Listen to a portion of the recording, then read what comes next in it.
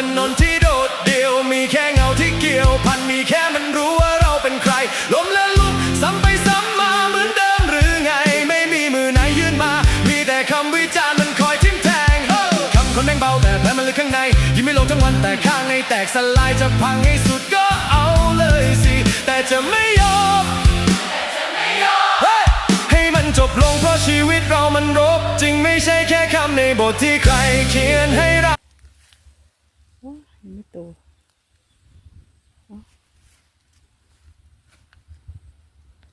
บางที